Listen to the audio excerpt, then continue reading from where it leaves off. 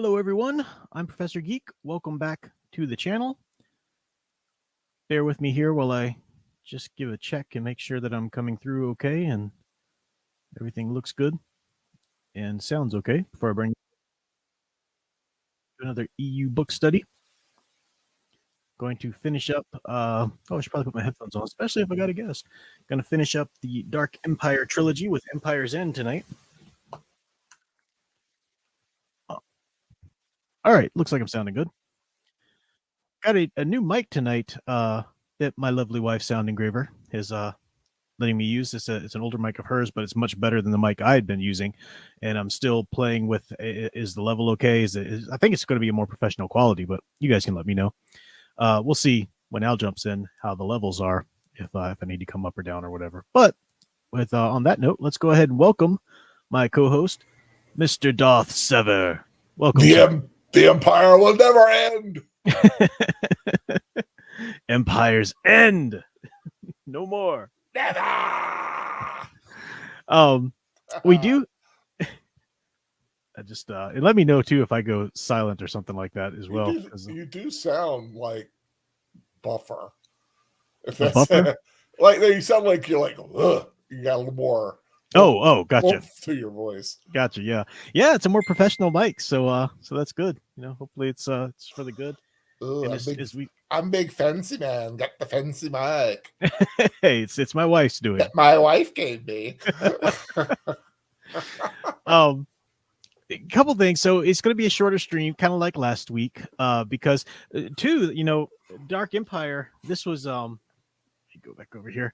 These are the two graphic novels, if you can see there, for Dark Empire 1 and Dark Empire 2. I mean, not the thickest graphic novels you've ever seen, but pretty decent, size. Empire's End, I don't even have a graphic novel. I just got the 2 issues, and it's just 2 little issues, So it's much shorter. Even the radio drama was much shorter. How much shorter was it in the other 2? The other 2 were they were over an hour easily, right? Yeah, that's why when I was about to dive into it, I was like, is this all there is? Mm-hmm. This was like 43 minutes, whereas the others were like hour and a half, maybe even a little bit longer. Yeah. So it is shorter. So we'll get into that in a second. But also, Al and I are going to change up how we're doing book studies moving forward. So we are going to do Outbound Flight next, but basically in a nutshell, and I'll explain and talk a lot more about this on my live stream that I'll be doing after this stream tonight, the Office Hours live stream. But we're going to move to a podcast pre-recorded kind of format. So we're not going to be doing these as a live stream. We are going to release them as live premieres, so you can read along with us and chat with us in the comment section about it. That's great. But it's going to be a little different. It's not going to be live streams anymore. I think I'll be able to be more consistent with that because especially with teaching and everything, and I'll be able to kind of put them out more regularly doing pre-recorded. So just to give everybody a heads up on that. But just general thoughts, Al. What'd you think of the end of the trilogy here? It was all right. I enjoyed it. I felt like it was a bit, as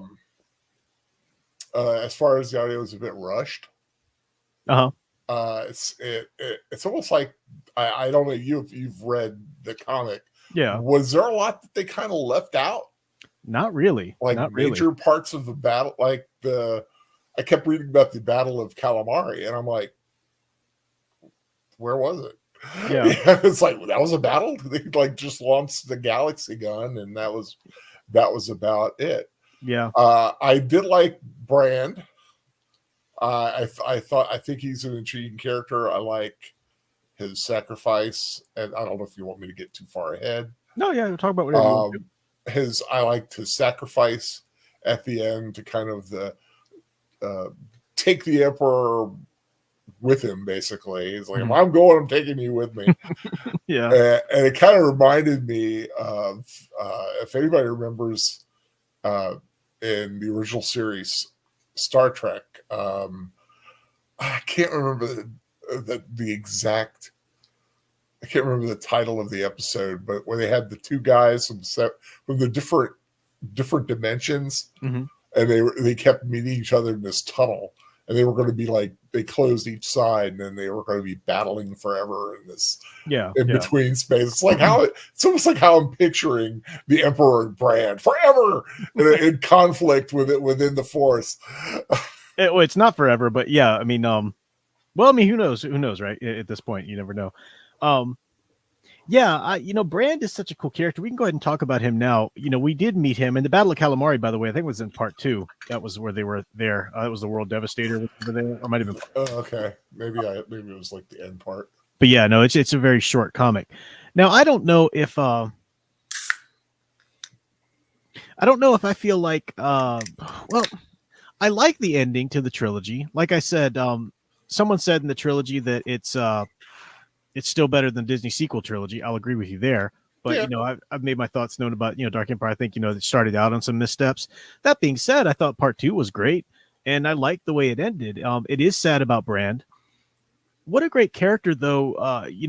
And again, we are totally spoiling this. So if you haven't read this, man, you need to go at least listen to the audio dramas, because 2 and 3 get pretty good. And plus you get the momentous moment of Anakin Solo's birth. Anakin Solo, the Emperor trying to take him over and everything. Mm-hmm. So it's good stuff. But Brand is this sort of steampunk cyborg is the best way to kind of describe him. His body was, wounded beyond he wasn't going to survive, but he ended up using this tech on this other side of this like solar cloud thing or whatever, where a lot of technology didn't exist, so they had to develop their own. He is this, like, I'll show you. Well, I don't know. Should I show you the moment of his death? That's probably a bit much to spoil on the stream. Let me see if I can get a good picture of him before that. He is very much almost a mirror of Darth Vader. Yeah, that's a good. Yeah, I was going to talk about that a little bit. Yeah, it's kind of because this trilogy does in some way kind of pay homage to the original trilogy. Dark Empire 2 was kind of, going along some of the beats of Empire Strikes Back a bit. And then in Return of the Jedi, we do have this cyborg take down the Emperor, just as Vader took him down, in the first one. Still trying to find a good image of Brand here that doesn't... this is the best I got right now.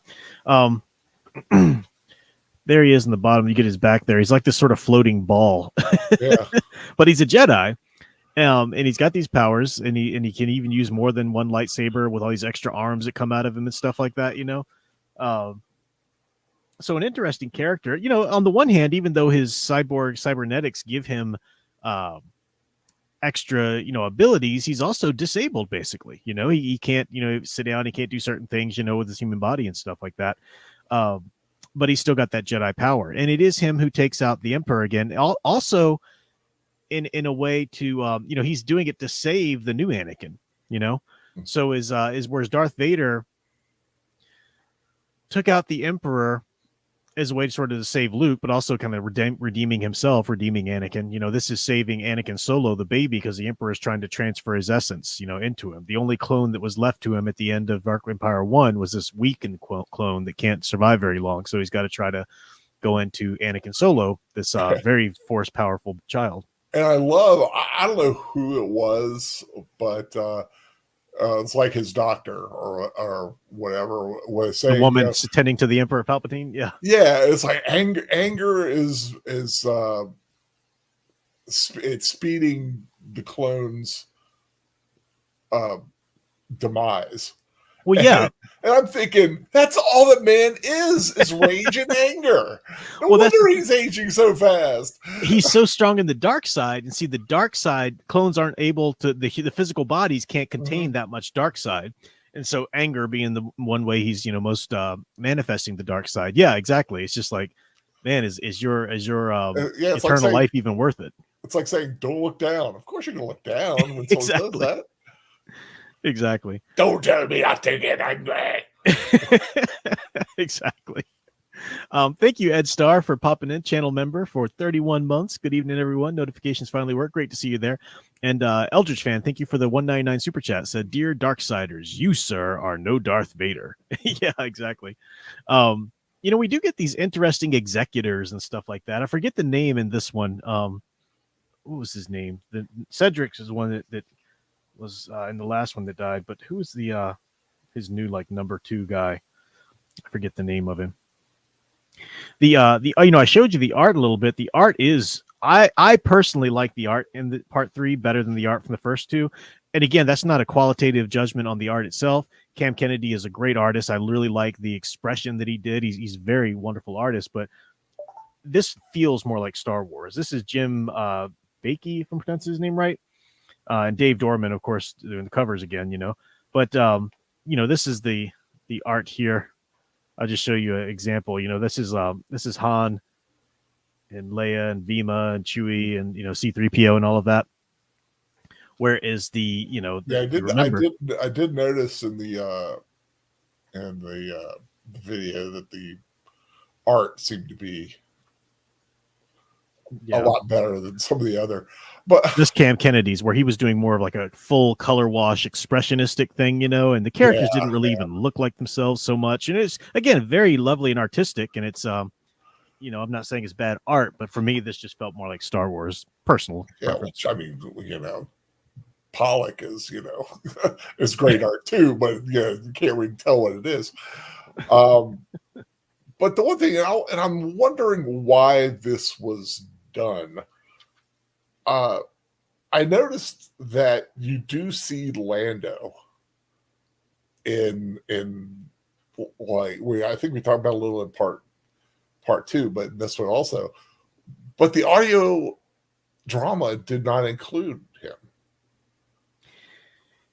I think he had like a very quick, like a very minor, like maybe a line. If they did, I kind of missed it. That's basically all he has in the comic too. But yeah, I noticed it's like, I mean, if you have a character like Lando Calrissian, I would think you would want to use them a little bit more. But it's almost like he was, I don't know, just pushed on the back burner a bit much. Well, I think it speaks to scope of the story. You know, even though Veach is sort of trying to pay homage to the original trilogy in terms of the beats and whatnot, this is not even remotely the size of Return of the Jedi or anything like that. But also the story here is primarily about Palpatine going after the children and Luke trying to defeat Palpatine. Like that's really all you got about, you know, whereas in the first trilogy, Lando was more of an integral player. This one, he's just sort of a general who loses some ships. You could almost change him out with another character and you wouldn't change the essence of the story. I'm not saying you should, but you know. Is Jem mentioned in the third book? Because it's like they had that little bit of it's like Jem, and of course she meant so much to me as well. She still does, even though I knew her for 15 minutes. It feels so wrong. It feels so out of place. Yeah. Well, again, you know, Veach is writing this not knowing that Mara was even a thing. I mean, by the time it's published, he knew and everything. But I think part of that is the comic book medium really can't develop emotional ties like a novel or a movie can, you know. I mean, it can, but, you know, the way it's published, it often doesn't, you know. So quick and shorter. But yeah, no, she's mentioned just about that much, and that's it. I apologize to the chat. I haven't really gone in and really dug in. I'll do more of that in the live stream here in a little bit. But just seeing some comments here. Nathaniel Lozball said, for some reason, the anger bit made me think of the He-Man episode where the Master's strapped a belt on Skeletor that shocks him whenever he says or does anything evil. You see that on Palpatine. I remember that from the South Park movie too with Cartman. They put Cartman some kind of, he gets a shock or something every time. He says something. The you know, one of the things I wanted to mention too about this, and you know, Al, you and I will have to do a proper delve into the Tales of the Jedi. I had you listen to the audio dramas, and I mistakenly didn't tell you they're separate parts, so you only listened to like the first half of the story. But you know, Veach kind of started out the Tales of the Jedi, which comics came much later than Dark Empire. Not so much later, but you know, they take place beforehand. Tales of the Jedi are the old Republic, you know, and Veach is tying together a lot of things that we learn in Dark Empire. So Master Voto Baz, you know, the mention of Nomi and Vima Sunrider, Exar Kun, Ulic Qel-Droma, you know, all these characters really, that's the story of them is Tales of the Jedi, Star Wars Tales of the Jedi comics. And I think it'd be an interesting read. Anybody out there who wants maybe a little bit more of this, or wants like, where do I go exactly after this? If you're not necessarily looking for chronological order, go back and read Tales of the Jedi while all this is fresh in your mind. You'll be like, oh, there's Vodoba. Oh, there's Nomi Sunrider, and it's kind of cool to get that basic story, especially if you ever want to go into the Knights of the Old Republic era, which constantly references those stories, those characters, and is built on the things that happened there. And the story, the saga of Ulic Qel-Droma and Exar Kun is just such a wonderful foundational piece of history to exist in Star Wars lore and the EU, background and stuff. So it's just an interesting possible recommendation there for you. And that is, it's a comic book, and I've got the Dark Horse trade paper omnibus, but you can also pick up the and on this channel that we're listening to these dramas from, they've got the audio dramas of them as well, the Tales of the Jedi. I think it's very snipped down. It's not going to be, you're not going to get the fullness of the story that you would in the comic omnibus, but you get the gist of it, and it's well done audio dramas. Part of that is the end. They go through a lot of planets on here. Now, Al, I don't know if you were really following the planets, but it does kind of take you through a sort of a mini atlas of the Star Wars universe, from Ossus to Balmorra, and they end on Onderon. Onderon, yeah. Yeah. Which, of course, is very key in the Tales of the Jedi. Biss, is that one? Biss. Yeah, Biss is a planet and everything. I'm going through the, I don't have the graphic novel version to this one. I've just got the 2 individual issues that this came out on. Man, what a time, what a golden time for Star Wars. The 90s, 96 or so. I was in high school and just didn't even have a clue that all this great stuff was going on. But, it says in that back, the tyranny has ended. What will take its place? Star Wars, Heir to the Empire, a 6-part series. That's like the comic book version of that was coming out soon from Dark Horse. And then on the back, it's the Boba Fett Bounty of Barkuda series, coming out and everything like that. That was when good Star Wars comics were released, not this crap. And it was just about the prequels. Mm-hmm. Coming into the prequel era, yeah, where Star Wars just had a popularity wise, even though it never stopped being popular, it really boomed out again. Because I was working at Porter's when it came out, and it's like all the tie-in stuff, it was insane. Eldritch Fan said he picked up the EU novel Knight Errant. Knight Errant's an awesome novel. There's a 3-part graphic novel series, and technically the novel takes place, if I remember correctly, after the first graphic novel series. You can still read the novel standalone, but that's during the it's after Knights of the Old Republic. It's in the Star Wars Old Republic MMO era, that era. Satele Shan, that kind of era. So post Knights of the Old Republic, but still very close in that. In fact, what's her name? The main character in Knights Errant shows up in the MMO of Star Wars Old Republic at some point. But yeah, that's a good novel. I like that. At one point we'll get around that. Anakin Solo wants us to do Tales of the Jedi. Those comics are amazing. They really are amazing. And Al can listen to the audio dramas, and I can supplement, at some point. So that's a good one coming up there. I'm trying to think of some more things to say about Empire's End. Even though it is short, I could have done with some more of the story here. I was satisfied by the ending, even though it's sad that Bran dies. We should talk more about Bran, what he did there. And I think, I think going forward, bad guys should rethink having the super uber ships, because boy, do they not last long. No, they don't. Speaking of ships, what was do you remember? I was looking through the comic trying to see if I could remember the name or find the name again. What's the name of Luke's ship that he's been using throughout this whole series? The Jedi. It's the Jedi Harbinger or the Jedi something. I forget. But he's not using his X-wing in this because he needs, some space. He's taking Camp Salyasar around and stuff. And the Jedi something. Maybe in the chat if you guys remember it. I don't remember. I don't remember offhand. I will in a but moment. They did explain why, why they changed out the lightning gun on the Millennium Falcon and put it back to its original. Brand's like, just remember, Han, the lightning gun saved you from the Empire. From Boba Fett. Boba Fett. We'll see him again. I was like, that was a nice little, it's like, ooh, maybe it's a little foreshadow. No. Yeah. Now, again, I haven't read all of the EU by any means, and I'm just loving the journey. I'm taking my time and having fun with it. But I've read more Old Republic era and Knights of the Old Republic era stuff than I have this era that we're in now, moving forward after Return of the Jedi. I have read a lot of it though, and I'm enjoying it. So I can't say for sure that the Emperor never shows up again. And you guys can correct me if I'm wrong in the chat. But as far as I know, this is the end of the Emperor's real returns, you know. Maybe I got that wrong again, because I'm not an expert on all of the stuff that came after this point. And you know, it's an example again of how I think it was a dumb idea to be, you know, from Veach's original perspective. Okay, I'm writing the story that comes right after Return of the Jedi. Let's bring back the Emperor. You know, I think that's dumb.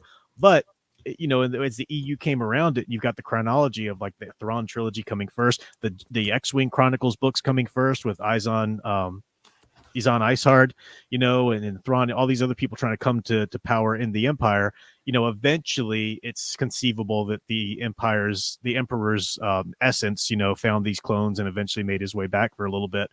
But I wouldn't keep bringing him back after that, right? You know, this is enough. You're done. Yeah, it was kind of like, well, you know, just like in the, you know, the last movie of the ones that should not be named, just like bringing it back just seems so. It's like, really, this is what you had planned? Yeah. God.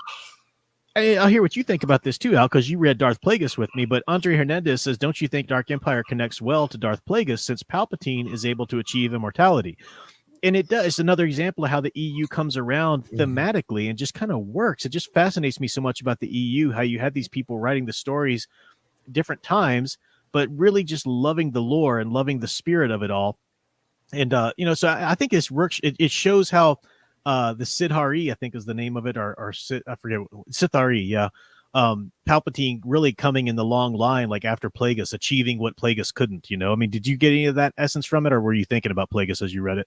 No, I did think, because we had talked about how every Dark Lord seemed to have their own concept of what immortality or what continuing on was going to be. Mm-hmm. Whether it be passing on your essence to another body, or like Darth Plagueis just basically just living that long by the sheer force of will, or in Palpatine's case, just kind of a play on Bane, where you send your mind, but you're sending it into a younger version of yourself, transferring your essence. Yeah, so you are technically immortal as long as you have the clones that you can keep transferring into, and that wears out, as you know, because you need so much dark side power to amass that transfer that it wears out each body you're in almost over and over again. I'm going to read just a few comments here that I got a super chat, but Eldridge fan just on kind of responding to what you and I were talking about there with Abrams trying to bring him back and stuff. He said, "You think J.J. Abrams borrowed from Dark Empire, or do lazy writers follow the same pattern? What's the obsession with telling the same story, not taking it to the next logical place? And when they do try something new, it's a deconstruction like The Last Jedi. The worst part isn't that they brought him back, it's that they brought him back and he was lame." Absolutely right. And that's, you know, my thing about Dark Empire. I don't think the way he's brought back is lame at all in Dark Empire. I just think it was silly to do that right out of the gate. And the EU fixed that. The EU came around and said, okay, it actually wasn't out of the gate. It was actually so many years afterwards, after our heroes had faced so many more challenges, and the New Republic had gone through a lot of different, you know, evolutions as well. But then Andre Hernandez says, "I like this EU version of Luke. He is like the Superman of Star Wars. They are both aspirational and I guess overpowered, powerful. You could say he's a force to be reckoned with." I love your comment. And yeah, the Superman of the Star Wars universe, bravo. I'm going to be talking about that a little bit more in my live stream, coming up in Office Hours live stream. I'm a little sensitive to that word overpowered, though, because it's usually used as a criticism, and I don't think it's valid as a criticism. I know you're not using it like that. I'm just saying, you know, this is anybody who might think a connotation is implied here that we're not implying.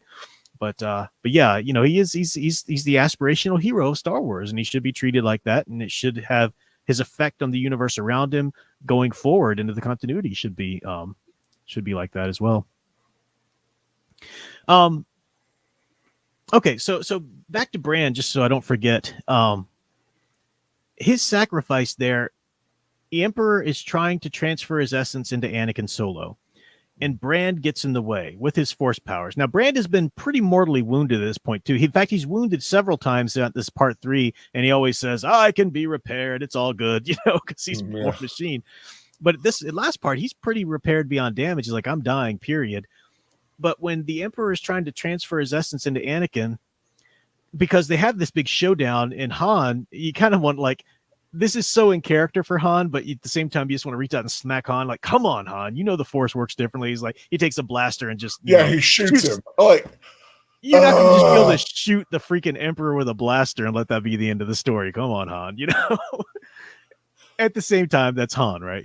Yeah, I mean, that's just the way he thinks. Yeah. So he thinks with his blaster. Yeah, with his blaster, exactly. Now, having killed the Emperor, Luke's like, no, you don't know what you've done because you shed that mortal form that he was in, and now his essence was able to do the transfer. But Brand intercepts him. Brand takes the Emperor into himself, and he said, I've got him here. I'm containing him. I won't let him go. He will die with me. So Brand's dying anyway, and he makes the Emperor's essence die with him. Now, you could say, if his essence is so powerful that he was able to maintain its form and travel throughout the universe before, how come it's not now? But you've got Brand contending with him and Brand holding him, and it's a really poetic ending for the Emperor, I think, and it's a really wonderful, heroic moment for Brand, a great character I wish we'd had more time with. I don't know. I don't think the EU ever goes back in there, but I would love to get like more stories of Brand, even before his accident and after. He's a cool character. Yeah. Well, that's one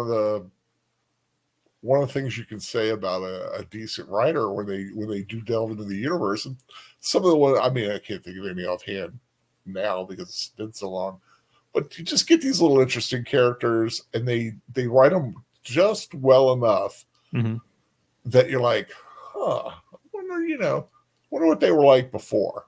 Yeah.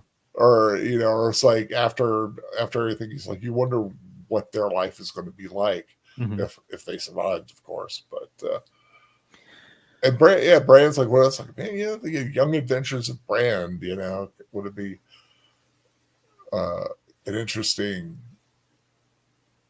little one-off series or something. Eldritch Fan for $4.99 Super Chats. I have a request. Before you review Outbound Flight, read Vision of the Future, chapter 27. You got pages number there. The book is literally an expansion of 3 pages. Oh, okay. Outbound Flight and his expansion of that. Vision of the Future, correct? Remind me, Eldritch Fan, is that a short story? Is that because I've been picking up a lot of the collections of the old Star Wars Adventures magazine, in which they wrote a lot of the writers wrote. For example, I picked up this Adventure Journal issues 1 through 4, the best of, and it's got Timothy Zahn's story of the first time Mara met Talon Card, and so a lot of those things. Is that what you're talking about? It's part of the Hand-a-Thron duology. Okay, sorry, that's where I knew that name from. Vision of the Future is part of the Hand-a-Thron duology. Yeah, so that's something we'll get to definitely. But yeah, what I wanted to do here, Al, and let me know if you can jump in beforehand or afterwards. But there's an epilogue in the comic book to this story, and it's not too long, and I think it's like a nice sort of ending on the Dark Empire saga here. The Imperial Reign of Terror has ended in the person of the Empatayos Brand. I forget this, like his first, title name or whatever, but has ended in the person of Brand. The fire of the Jedi that was nearly extinguished has flared up into brilliance. Emperor Palpatine, who rose to despotic power on the promise of uniting the galaxy, is dead. His last clone body reduced to ashes. Palpatine will never return, and his spirit will wander forever in the shadowy madness of the evil he embraced. News travels at light speed in the galaxy. Within hours, it is widely known that this, the Imperial throne world in the galactic core, has been destroyed. The Emperor is gone and his empire is in ruins. In the farthest outposts of the Rebel Alliance, a cry of victory is raised. Long live the New Republic. The remnants of the great fighting force forged by the resurrected Empire and his Emperor and his dark adepts are scattered throughout the galaxy and across the uncharted worlds of the core. Vying amongst themselves for command, and Imperial admirals could yet represent a powerful antagonist to the war-weary alliance. if they can settle their differences and bring together a unified fleet of Star Destroyers. Following the safe return of the Millennium Falcon and its crew from the core, the leaders of the rebellion gather on a planet Onderon as guests of Modon Kira and his warrior clan. Again, these kind of characters and families from the Tales of the Jedi. There's a venerable halls of the ancient Kira fortress. There, in the venerable halls of the ancient Kira fortress, the Republic is officially reborn under the provisional leadership of Mon Mothma. Leia Organa Solo, as Minister of State, will be her second in command. The planet Coruscant has been the seat of the galactic government for millennia, and it was the seat of the New Republic during the years immediately following the Battle of Endor and the death of Darth Vader. Reconstruction of the old seat of government on Coruscant will begin immediately, and the free worlds of the galaxy are invited to send representatives to Coruscant as members of a regenerated Senate. The senators will, in solemn deliberations, elect a new president of the Galactic Republic. It is Leia's hope that Vima de Boda, who remembers the time when the Jedi were unequaled in strength, she's the old woman they found on Nar Shaddaa, who's a descendant of the Sunriders, in wisdom, will live to train Han and Leia's children in the ways of the Force. But during the victory celebration in the walled city of Isis, Vima mysteriously disappears. None of the Jedi are able to locate her, and it is not known if Vima is dead or whether she has found passage back to her old haunts on the seaport moon Nar Shaddaa. For Luke Skywalker, the death of Palpatine marks the end of the terrible struggle that has consumed nearly his whole life, and it marks the beginning of a time when Luke can devote himself heart and soul to the principal task that lays the last living Jedi Master. Luke's remaining years will be given to the great and necessary work of restoring the Jedi Knights to preeminence as guardians of peace and justice throughout the galaxy. May the Force be with you, Tom Beach. And of course, that is the wonderful transition into the Jedi Academy trilogy by Kevin J. Anderson. If you're looking for the next chronological step in the story. So nice little end cap on there, what's going on, where'd Vima go, and stuff. So yeah. That's a little mystery. Andre says, have you read the Clone Wars multimedia project? I'm wondering if Brand was in that era, since the Clone Wars multimedia project actually references the EU, unlike Falcon's TW. What is the Clone Wars multimedia project? But yeah, Brand would have been alive during the Clone Wars. What is the multimedia project as opposed to, I've got Clone Wars books that aren't part of, predate the Clone Wars series and Filoni and stuff. I have the 2D, wonderful 2D Clone Wars series, which was amazing. I don't know quite what you mean by multimedia.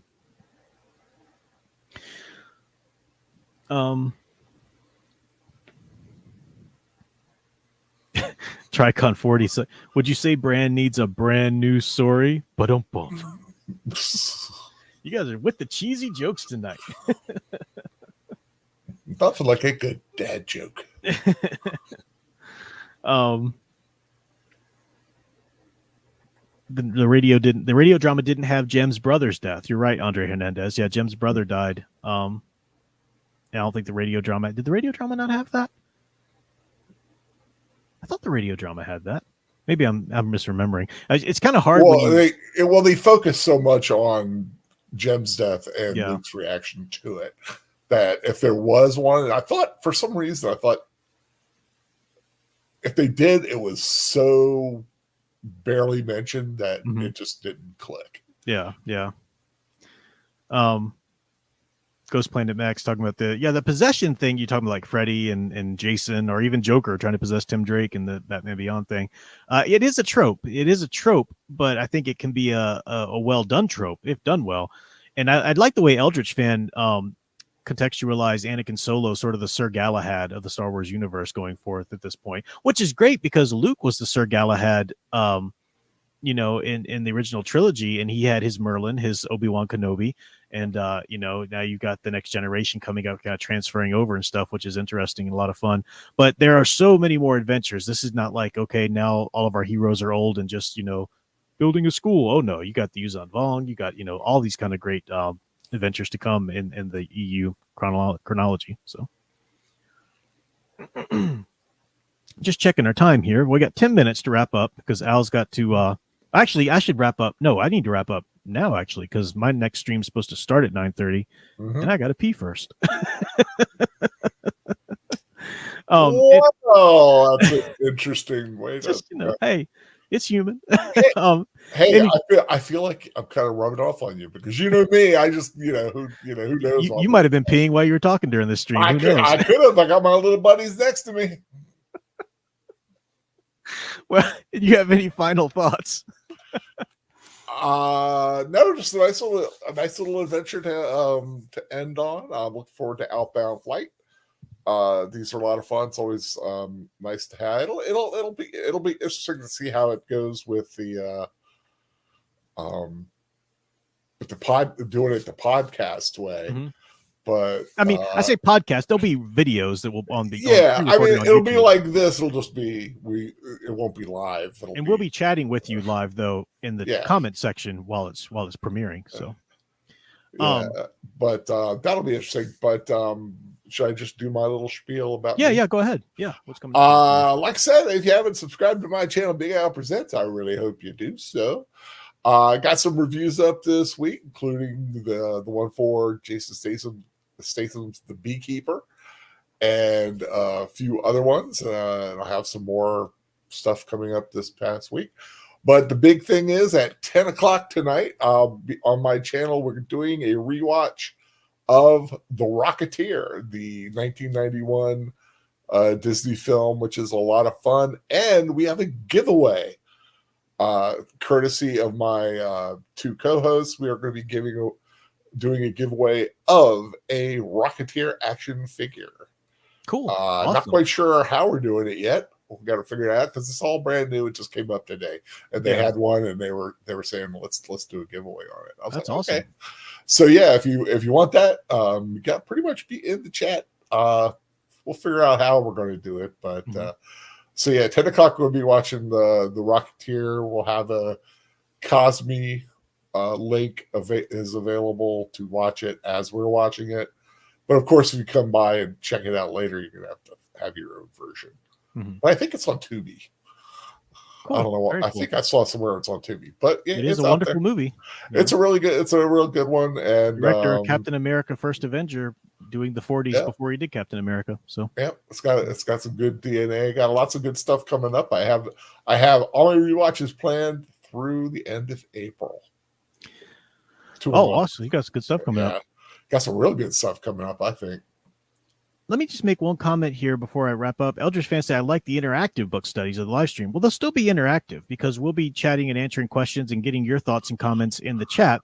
But also, if you bring up any cool comments, we can address them at the beginning of the next book study, so we can have a little time to wrap it up, or recap, when we're recording the next one. So it'll still be interactive with, it's a book study. So other people are reading and giving their thoughts and comments. So it'll just be, we'll have us live on mic at the very moment you give us the comment, but we'll be in the chat live, and then we can address it on mic. But it's really, I know everybody's gonna kind of miss having us here doing our little thing, talking. But it with the prof, being a dad, and anyone with a child knows how unpredictable things can get. So it gives him a little bit of leeway scheduling wise through the week of when we actually can do it and get around to doing it, and then coming up with a good time of actually doing this.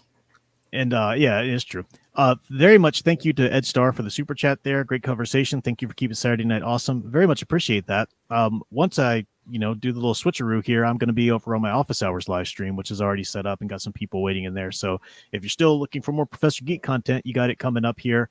Won't go over like an hour-ish, but then there's Big Al starting at 10 too. So it's all recorded. You can Rocketeer, yeah.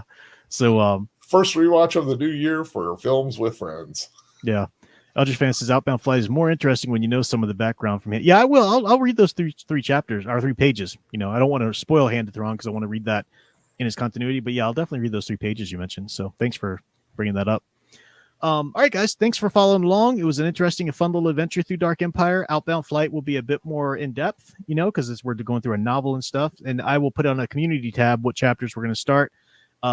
Give Al and I time to read it and record. So in a week, 2 tops, but between a week and 2. Yeah. And I need to get the book. Yeah, I'll send you the book. Yeah, I gotta send you the book, and we'll get the chapters. Yeah, I forgot about that. Thanks for reminding me. So, Thank you. Yeah. all right, guys. Thanks for watching. I'll see you over on the Office Hour stream in just a few moments. Bye, everyone.